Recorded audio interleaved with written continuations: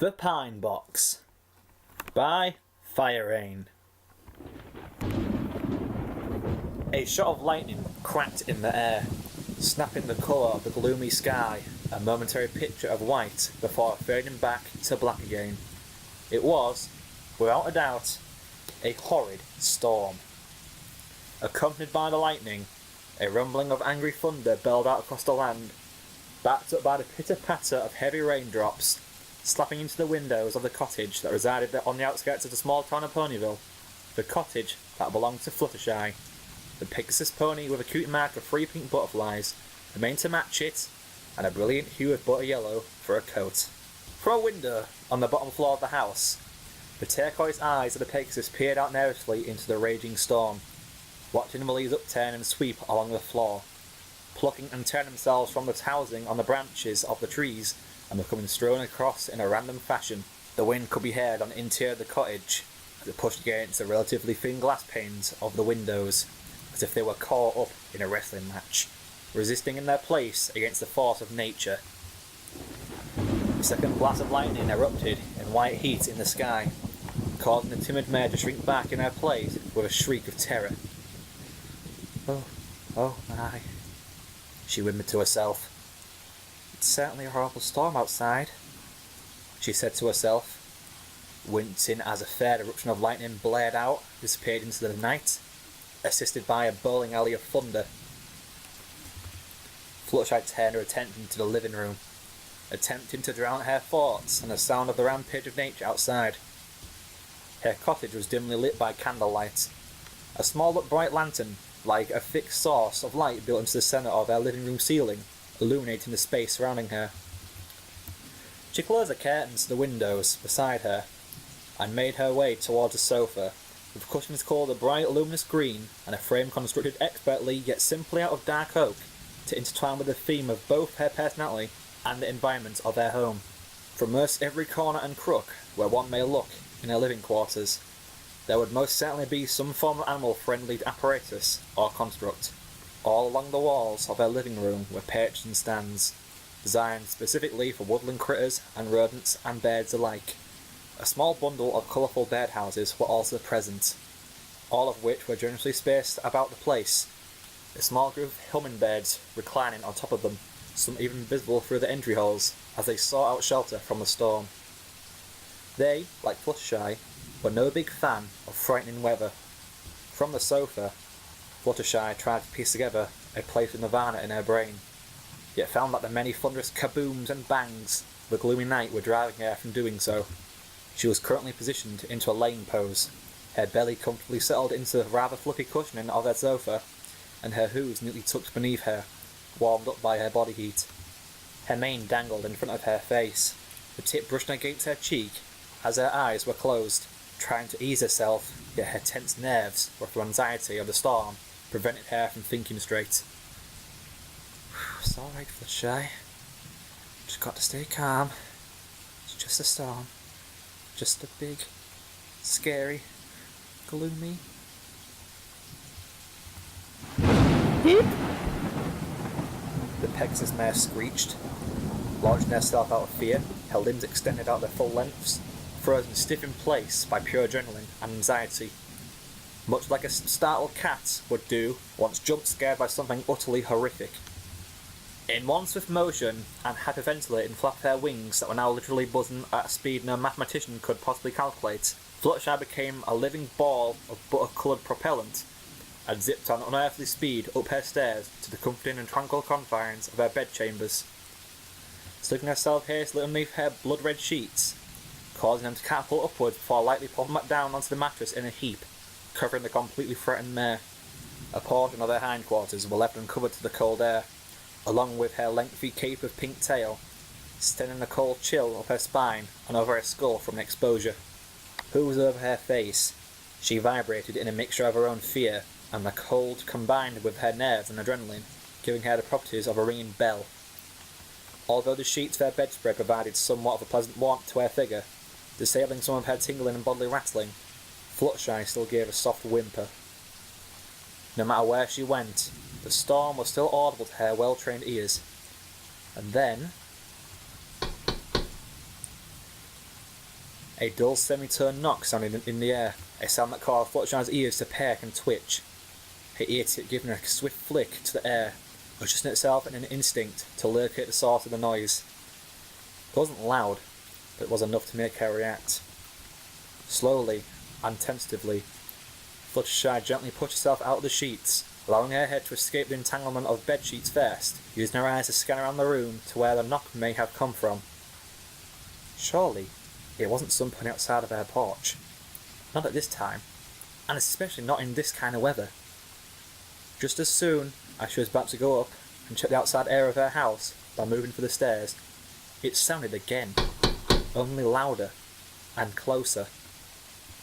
It sounded as if it was directly next to her, and the fear of the storm outside was replaced by what was going on around her. Has the fright finally taken its toll on her mind? Or was she becoming paranoid? Again, it sounded with more oomph. A lump bubbled its way into her throat, and she became disabled from uttering even the smallest or slightest of sound. All she could do was hold her breath in her lungs and wait for something unexpected to happen. She stood at the foot of her bed, eyeing the gap that separated it from touching the floor. It sounded like it was coming from there, directly under her bed. At first, she thought it was maybe one of her animal friends, possibly Angel Bunny. He knew not to be up here without her knowledge, and the likelihood of any of them being up here was next to nil. So, who or what could it be? The lump in Fluttershy's throat transformed into a thick cube of ice as the world around her seemed to fall into a pit of silence.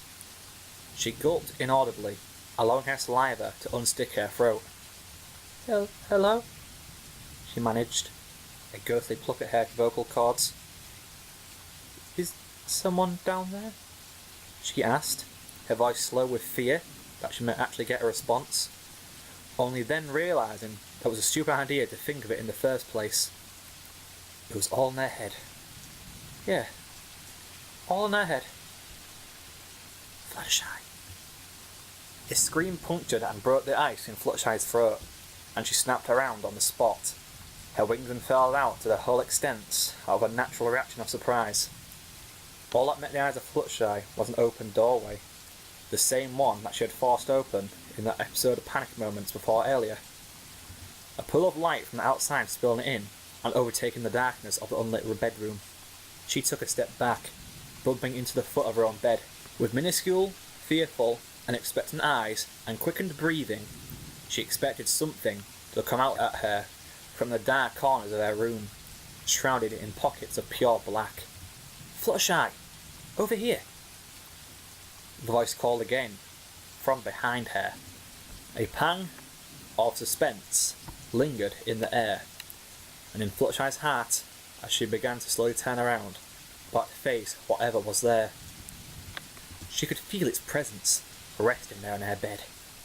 She could literally feel a sort of static energy that engaged on her mind, not unpleasant, but quite the opposite. It had a sort of warmth to it, an inviting feeling. Somehow, for some random reason, all the fear shrouded into her body that had built up from her previous fear had been demolished and discarded at this new presence. Oh, of course! Now she knew who it was, or more specifically, who it was. Monarch?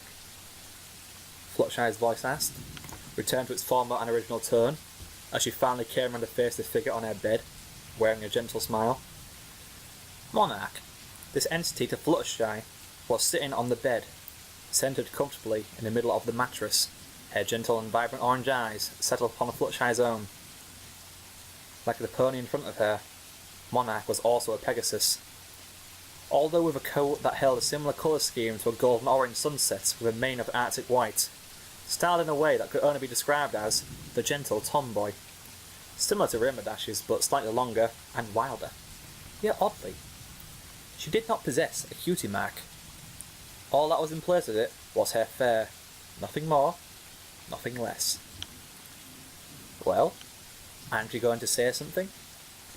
Monarch asked, her smile a brilliant white set of grin. The timid man in front of her only gave a sheepish, embarrassed smile. almost as if she felt a little rude for not asking her how she was. Catching on, she patted the sheets next to her. "Come on, sit next to me." Obliging with her request, Fluttershy made her way to the side of the bed and climbed aboard her mattress, positioning herself in front of Monarch. They stared into each other's eyes for a brief moment or two, and it was Fluttershy that broke the silence. "So, where did you come from?" she asked, hoping to start up a conversation. Monarch only rolled her eyes and gave a playful pout. "What? Can't a BFF come see her own BFF every once in a while? Everyone's got to look out for their friends, including me," she said, to which the pink-maned mare gave a small blush of guilt. True. They were BFFs, but not in the same way that an actual pony couple friends were. In Monarch's case, it was all complicated. "What? Something's on my lips, Shy?" she said in a more gentle voice. Her vocal tones were somewhere in the range of both Rainbow Dash and Fluttershy's own, but didn't sound more or less local. As a matter of fact, for as long as she has known Monarch, she didn't actually know what accent she spoke in, but if she had to guess, she would say Manhattan was the closest match. "No, it's not that, it's..." Yep. Thunder and lightning erupted in a savage explosion. A flash of white briefly flickered into the bedroom, causing Fluttershy to freeze in mid-sentence, her body visibly cringing as her muscles clenched tight against her bones, making her stiffen. "That's..." she finished quietly, her ears plopped down. Hey. Just remember what we practiced, Shy. Breathe slowly," her friend complied, inhaling a shaky breath. "Good. Now, exhale slowly through your muzzle," she instructed as she watched her friend release her lungs of oxygen, her features reduced from shaking back to calm and measured. "See? What did I tell you? It works every time." "Thanks, Monarch. You truly are a good friend," Fluttershy said, as she leaned in and hugged the mare. Yet, only met with air. Nothing was there, nothing to touch. She simply put her hooves through the hair as she gave a frown, mumbling something to herself, clearly forgetting something that she knew she shouldn't have forgotten. "Yeah, about that," Monarch said half-heartedly. I know, you're not real," Fluttershy said in a disheartened tone, feeling disappointed. She looked away from the figure of her imagination. She knew deep down that she wasn't actually talking to, nor interacting with an actual pony. Monarch was as fake as a myth, and as confusing to wrap her brain around as a mathematical physics equation.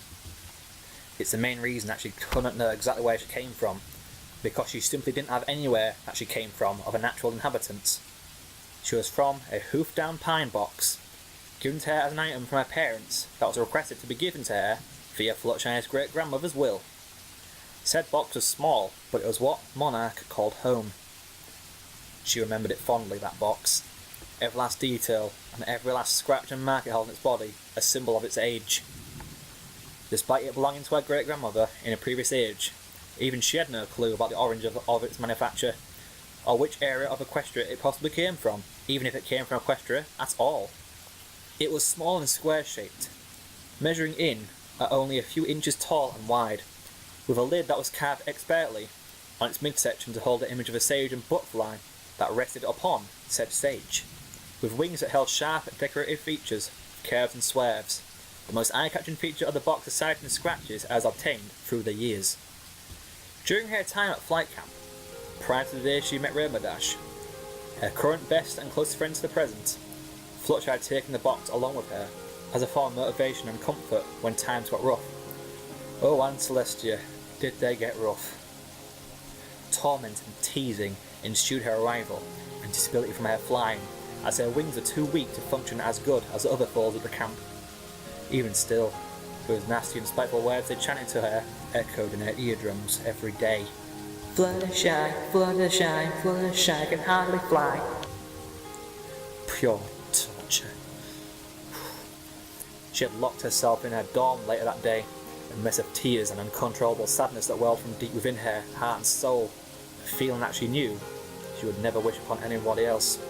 How she felt that day was enough to make her wish that she was dead, just to not have enough to go through that merciless pain of torment. However, her hooves had been wrapped tightly around the pine box gifted from her great-grandmother, her passing only being very recent, which was an attribute to her and sad mood but was only amplified by the bullies. She didn't know what happened exactly, but a vision of light is all she could recall.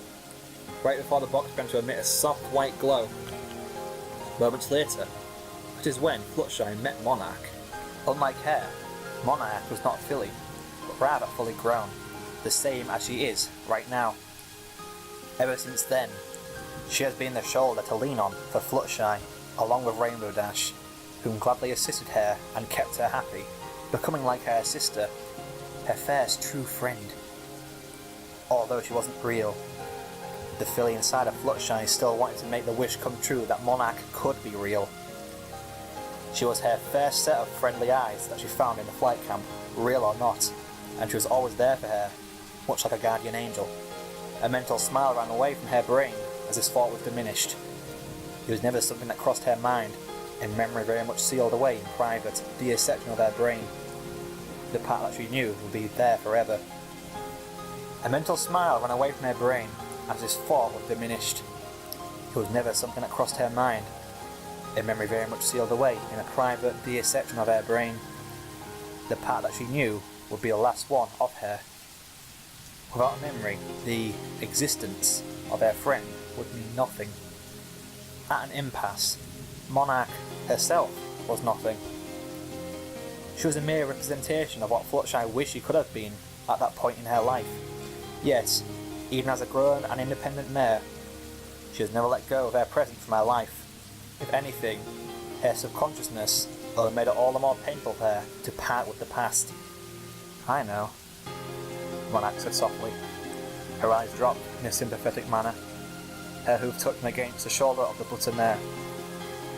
You were so strong back then, even if you never wanted to see it in yourself, she said reminiscently, a thoughtful gleam in her bright eyes. Listen. She touched her other hoof lightly to the underside of her friend's chin, raising her head so that her eyes were facing her. You are the best friend I could ever have, and I know that you feel the same. Rainbow Dash is lucky to have a friend like you, Shy. Fluttershy smiled warmly, although weakly. She leaned into the hoof of her imaginary friend. I know. You'll stay with me, right? I'd much rather you stay than leave. She said that last part quietly, clearly not wanting to use the word. Monarch's hooves moved around the back of her shoulders and pulled her in for a friendly embrace, one that promised comfort and tranquility to the timid Pegasus mare's mind. No, I'm not going to leave you, Shy. Not mentally, anyway, Monarch said in a soft voice, resting her chin atop Fluttershy's thick head of delicate pink mane. We both knew that this would happen eventually, she continued. You don't really need me. You've got actual friends to watch over you. Rainbow Dash, your parents, your brother, Pinky, Applejack, all of Maudie's ponies. You don't need me, Fluttershy, she said, and she could feel a trembling in her hooves, which was the body of the pony in her hooves shaking as tears began to tingle in her eyes, about to break free as she fell miserably and had a sniffle. Hey. Let's not have any of that. Come on now, there's no need to be upset, Monarch soothed, breaking away that so she could gaze into the eyes of the now in tears Pegasus. You're the other family's sister. In here, she said, tapping her hoof to her forehead and Fluttershy. Always, she finished, smiling gratefully. But I don't want you to go, Fluttershy said brokenly, wiping away her own tears so that she could make clear eye contact with Monarch. Will I ever see you again? Like I said, yes, in memory. Don't worry, I'm not ever going to be far, Shy. That much I can guarantee you. What kind of sister would I be if I just up and up banning like that, eh? She said with a playful nudge and roll of her eyes. Her lips curled into a small smile, chuckling. Fluttershy, too, found a mood to chuckle at her sister's antics and humour, herself smiling and mirroring to Monarch's own. She always knew just how to make her laugh. "I love you, sis," Monarch said, leaning close to Fluttershy's cheek and planting a kiss to it before she began to fade. Her features became gradually transparent, slowly but surely. Fluttershy only sat in silence as she watched her dissipate into nothingness, disappearing like a ghost into the night. Seconds had turned into a full, solid minute, and then she was gone. There was nothing left in the room besides that yellow-coated and pink-maned mare, a smile on her lips as her head hung low, tears dripping warmly down her cheeks. "I love you too, sis." "Goodbye, Monarch," she whispered to the air, listening to just how quiet her own voice had become. It disappeared with a small echo, just as soon as it had been pronounced. One last time, she looked up to face the outside world, noticing that the storm had passed, replaced by the marvellous and majestic yellow-orange rising of the sun, the skies clear with clouds tinted a golden hue. "Goodbye,"